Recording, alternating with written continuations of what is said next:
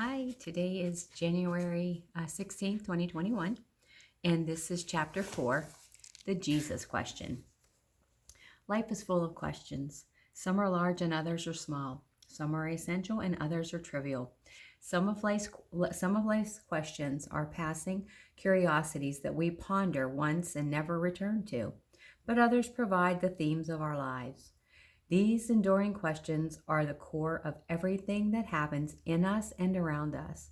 In many ways, the questions we ask of ourselves, of others, and of society define who we become. There is one question that we all have to answer eventually. I call it the Jesus question. Some people go looking for it, chasing it, and abandon of a child in a with the joyful abandon of a child in a treasure hunt. Others spend their whole lives avoiding the question. Some people try to tiptoe quietly toward it, while others stomp up to it, lacking even an ounce of humility and reverence required to sit thoughtfully with it. For some people, the question unexpectedly jumps out at them one day in the midst of their daily affairs. Some people discover the question through the once in a lifetime friendship of someone who introduced them to the Jesus they have always known about but never really known. For others, a tragedy drops the question on the doorstep of their lives. Sometimes we fill our lives with noise and busyness to avoid the Jesus question. But when the noise finally dies down and the busyness subsides, the question is still there. It waits patiently to be pondered and answered.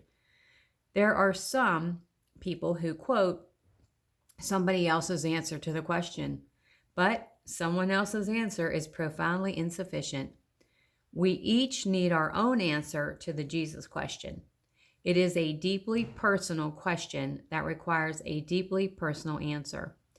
I suspect that how we deal with this particular question says much about who we are and what we value. I am sure it has to do with blind spots we carry with us as a result of a lifetime of past experiences. And of course, there are the fears and ambitions that we often allow to rule our lives. But this type of analysis can also become a way of avoiding the question itself. The question itself is like Jesus. Agree with him or disagree with him. Glorify him or vilify him. Follow him or reject him. About the only thing you cannot do when it comes to Jesus is ignore him. He is inescapable and unavoidable. His fingerprints are everywhere. He changed the world. In some ways, in some ways that most people are aware of, and in countless ways that the average person has simply never considered. Try as you might, you cannot escape Jesus, the inescapable friend who only wants your highest good. Everything that is good and desirable he wants for you, even more than you want these good things for yourself. It doesn't matter how rude you are to him, he will wait patiently until you surrender the wisdom required to dive deep into the Jesus question. The Jesus question is here to stay, not just for Christians, but for all men and women of goodwill, and even men and women of ill will. You can try to ignore it or dodge it or dismiss it, but in the end, everybody has to answer the Jesus question. If we were discussing these things over coffee, by now you would probably want to interrupt and ask, okay, so what is the Jesus question? Several years ago, I was in Israel with a group of pilgrims walking where Jesus walked. On the second day of the trip, we found ourselves in the ruins of God, give me the words. I can't remember how to pronounce that name. That is so scary.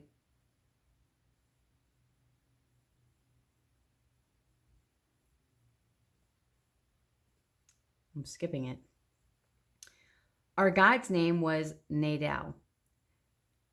He was learned and wise. He knew the region and history, but you could also tell that for him it was personal. His teaching of that day entranced me. He brought the following story from Matthew's Gospel to life, and I have been pondering it in new ways ever since. Now that's powerful. Jesus was walking with his disciples in the district of Caesarea Philippi. I think that's it, guys. Yeah, that's it. I hope. Excuse me if I did it wrong. Okay. Okay, now I lost my place. The first question was, who do people say I am? The disciples replied, some say John the Baptist, others Elijah, still others Jeremiah, or one of the prophets. The second question Jesus asked was, but who do you say I am? This is the question. This is the Jesus question. This is the Jesus question. Who do you say that Jesus is? Not who do your parents or teachers, spouse, pastor, or friends say that Jesus is, but who do you say he is? This is the inescapable question about the unavoidable Jesus. Sooner or later, we each have to proclaim for ourselves who we think Jesus is. As I read this passage and imagine the disciples gathering around Jesus as he asked these questions, I get the sense that the disciples were a little hesitant. Perhaps they were looking around at each other, wondering if these were trick questions. They were richly human, and so I imagine them playfully saying, "You take this one, Peter." There were many aspects to Peter, as there are all of us.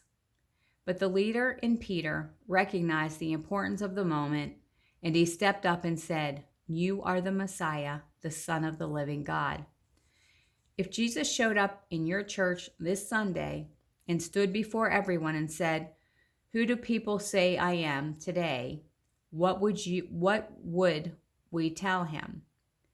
Our culture seems intent on placing Jesus in the same category as Santa Claus and the Easter Bunny. But Jesus is not a figment of Christian imagination. He lived in a place and a time. He walked the earth as you and I do today. The historical evidence of Jesus is unrefutable. Christian records and writings are more comprehensive than any other ancient text. Jewish historians clearly established Jesus in history, and the major secular historian of his time also acknowledged him. There is also a growing number of people who want to reduce Jesus to just a nice guy. Not the nice guy or even the nicest guy, but just one of many nice guys. As a result of this type of thinking, there are many people who want to reduce the essence of Christianity to simply being a nice person. Countless people and cultures since the time of Jesus have come up with countless ways to diminish who he was, what that means to humanity, history, and each of us individually. Our own time is not unique or different in this way. The world's other major religions believe that Jesus was either a great teacher or a great prophet. It is first interesting and important to note that they did not deny the existence or the fact that he lived and walked the earth at a certain time in a particular place. But Jesus did not claim to be a great teacher or a great prophet. Who did Jesus claim to be? Point to ponder. Right now, you have an incredible opportunity to get to know Jesus better. Verse to live. I came into the world to testify to the truth. Everyone who belongs to the truth listens to my voice. That's John chapter 18, verse 38. Question to consider. Have you ever really explored the Jesus question? prayer. Jesus, teach me to never stop seeking you.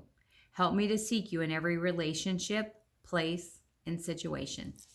All right. Thank you so much. And I hope this is helping you. I enjoyed feeling, it makes me feel good to revisit this book and hope that that you're getting something out of it. And my goal was to just bring one person to know Jesus, to become a Christian just this year, and that hope that that person does the same thing. And then next year I'll get another one, okay? Thanks.